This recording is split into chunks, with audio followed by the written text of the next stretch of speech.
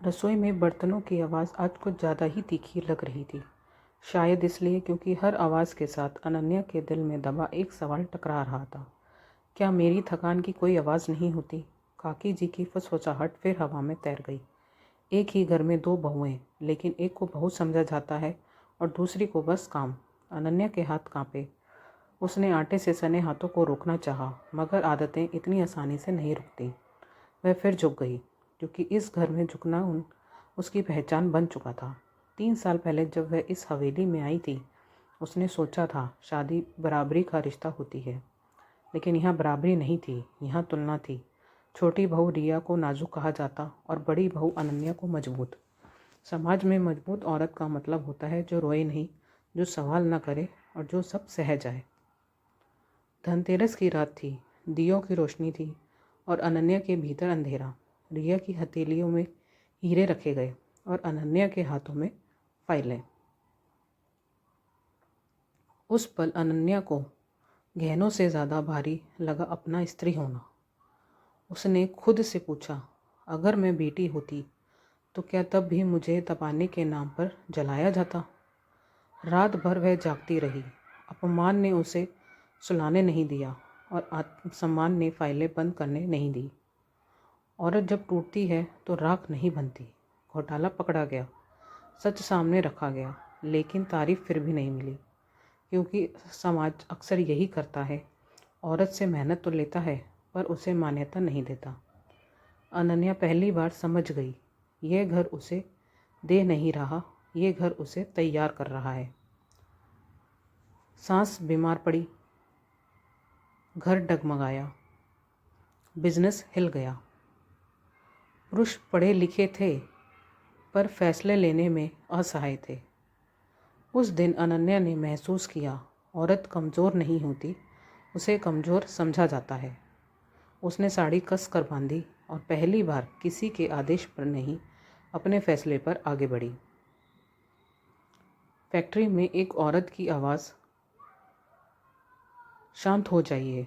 उसकी आवाज़ में डर नहीं था, क्योंकि अब वह बहू नहीं, जिम्मेदारी थी। मज़दूरों ने पहली बार एक औरत को नेता की तरह देखा और अनन्या ने पहली बार खुद को कमज़ोर नहीं, सक्षम पाया। धूप ने उसका रंग बदला, रातों ने उसकी आंखें बदल दी, लेकिन किसी ने नहीं पूछा कि तुम ठीक हो, क्योंकि औरत की थकान अक्सर कर्तव्य कहकर दबा दी जाती है। शारदा देवी घर लौटी। वकील ने पढ़ा हवेली और एफडी छोटी बहू रिया के नाम। रिया मुस्कुरा दी। मेरा सबसे कीमती खजाना श्री अन्नपूर्णा उद्योग मेरी बड़ी बहू अनन्या को देती हूँ। अनन्या की आंखें झुक गई। वकील के जाने के बाद कमरे में अजीब सी खामोशी थी। कोई खुश नहीं था तो कोई दुखी भी नहीं था। सब जैसे अपनी अपनी सोच में डूबे थे। अनन्या अभी भी वहीं खड़ी थी। हथेली पर फैक्ट्रियों की चाबी रखी थी। चाबियां भारी नहीं थी, भारी था उनका मतलब। वह अचानक आगे बढ़ी और धीरे धीरे शारदा देवी के पैरों के पास बैठ गई। माँ जी, उसकी आवाज़ भर गई। आज अगर आपने ये सब ना कहा होता तो मैं पूरी ज़िंदगी यही समझती रहती कि आप मुझसे प्यार नहीं करती थी। शारदा देवी का चेहरा कांप गया। उन्होंने कांपते हाथों से अनन्या के बालों में उंगलियां फिराई। मैंने तुम्हें कभी गोद में नहीं लिया, कभी सिर पर हाथ नहीं फेरा, कभी थक गई होंगी नहीं कहा। उनकी आवाज़ टूट गई, क्योंकि मुझे डर था अगर मैंने तुम्हें प्यार दिया तो तुम वही बन जाओगी जो दुनिया हर औरत को बनाना चाहती है, आश्रित। अनन्या की आंखों से आंसू टपक कर शारदा देवी के हाथों पर गिर पड़े। माँ जी, मुझे कभी गहनों की चाह नहीं थी, मुझे बस एक दिन यह सुनना था, तुम काफ़ी हो।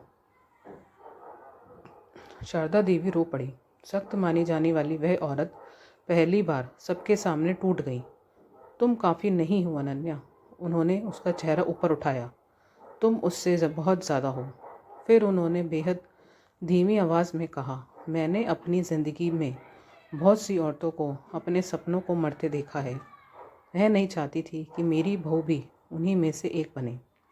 अनन्या ने सास के हाथों को अपने आंचल से पोंछा। आज पहली बार बहू और सास नहीं थी, दो औरतें थीं जो एक दूसरे के दर्द को समझ रही थीं। रिया चुपचाप ये सब देख रही थी।